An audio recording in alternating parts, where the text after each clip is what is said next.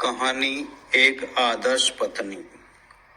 एक धार्मिक सज्जन के घर की शीलवती लड़की का विवाह कॉलेज से निकले हुए एक मनचले लड़के के साथ हो गया। लड़की रूप, गुण एवं शील से संपन्न थी। वह संतों का सत्संग करती, सद्ग्रंथ पढ़ती, पर पुरुष का स्पर्श नहीं करती, अंडा, मांस, मद एवं नशा की वस्तु नहीं खाती पीती, सिनेमा नहीं देखती तथा आजकल की सभ्य कहलाने वाली असभ्य मनचली लड़कियों के समान अर्धनग्न होकर शहर बाजार में टहलने की इच्छा नहीं रखती थी। उसका पति तो संतों को व्यर्थ समझता था, फिर सत्संग भक्ति कैसे करे। वह गंदी पुस्तकें पढ़ता, सिनेमा देखता, अंडे मांस मद्यासी खाता पीता तथा अन्य अनेक चंचलताएं उसमें थी। पति को पत्नी बहुत समझाती थी। वह मांस, मद्य, सिनेमा, गंदे साहित्य का त्याग और सतग्रंथ के अनुराग का पाठ पढ़ाना चाहती थी, परंतु यह सब सुनकर पति को दुख तथा क्रोध होता था। कई बार समझाने पर जब उल्टा ही परिणाम लगा, तब उसने समझाना ही छोड़ दिया। पति चाहता था कि पत्नी भी अंडा मांस मद्यासी ग्रहण करे, सिनेमा देखने चले तथा मित्रों की पार्टी में मेरे साथ चलकर मनोरंजन करें, परंतु शीलवती लड़की ऐसा कब कर सकती थी। पत्नी को आधुनिक युग की सभ्यता से पिछड़ी हुई समझकर पति को अपने भाग्य पर संताप होने लगा। पत्नी सभी गुणों से संपन्न सेवा परायणा थी। केवल पति की पाशविकता का अनुकरण न करने से पति के मन में उसके प्रति द्वेष बढ़ता चला गया। एक बार पति और पत्नी को दूर देश की यात्रा करनी थी। प्रथम श्रेणी का टिकट कटाकर पति पत्नी रेल के डिब्बे में जा बैठे। उस डिब्बे में अन्य कोई नहीं था। द्वेष के कारण पति के मन में पत्नी की जान लेने की भावना उठ खड़ी हुई। गाड़ी छूटी और खूब रफ्तार से चलने लगी।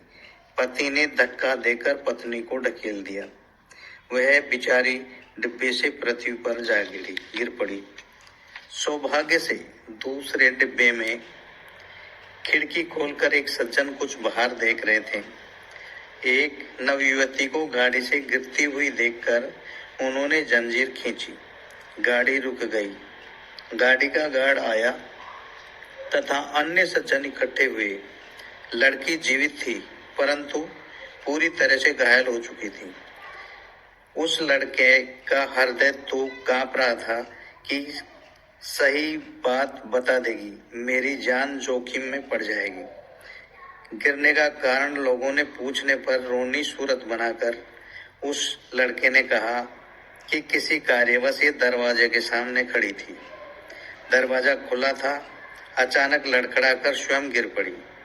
घायल युवती को गाड़ी में रखकर बड़े स्टेशन पर लाया गया और एक अस्पताल में उसे रखा गया।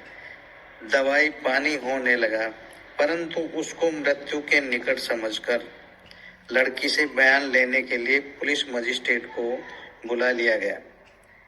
इधर पति अपने भविष्य को दुर्घटनाग्रस्त विचार कर पृथक बैठा रो रहा था। मजिस्ट्रेट के सामने बयान देते हुए लड़की ने कहा, साहब, मैं लघु शंका करके पुनः कुल्ला करने जाती थी। मुझे पहले से ही मृगी आया करती थी। उसी बीच मृगी आ गई। डिब्बा का दरवाजा खुला था और मैं बेहोश होकर गिर पड़ी।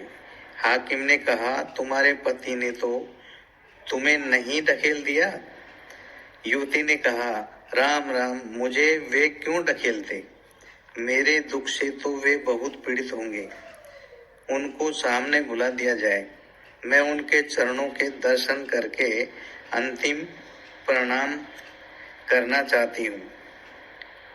पति पीछे खड़ा इन बातों को सुन रहा था। अपने किए का उसे घोर पश्चाताप हो रहा था। उसका हृदय कांप रहा था। उसकी अंतरात्मा उसे कचोट रही थी। अरे दुष्ट, कहाँ तेरी नीचता और कहाँ इस साध्वी लड़की की उच्चता। अभी मरणासन होने पर भी सावधानी पूर्वक वह तेरी जान बचा रही है। ऐसा पश्चाताप करके वह चीख उठा। लोगों ने उसे खींचकर पत्नी के सामने कर दिया। पत्नी ने उसे देखा और उसके पैर छुए। वह सदा के लिए चल बसी। इसके पश्चात से उस लड़के के स्वभाव में महान परिवर्तन हुआ। वह समस्त दुर्गुणों को सर्वथा त्याग कर साधु संगी हो गया। अखंड ब्रह्मचर्य का व्रत करने की दृढ़ प्रतिज्ञा करके पुनः विवाह नहीं किया तथा 6 महीने के पश्चात घर से विरक्त हो गया। स्त्री की क्षमा ने मरते समय भी पुरुष के स्वभाव का सुधार कर दिया। हम लोगों को भी क्षमाशील होना चाहिए। कबीर साहब कहते हैं, क्षमा समान कोई तप नहीं, सुख नहीं संतोष समान, तृष्णा समान व्याधि नहीं, धर्म न दया समान। सत साहेब। यदि यह कहानी आपको अच्छी लगी हो तो चैनल को लाइक, सब्सक्राइब एंड शेयर अवश्य करें।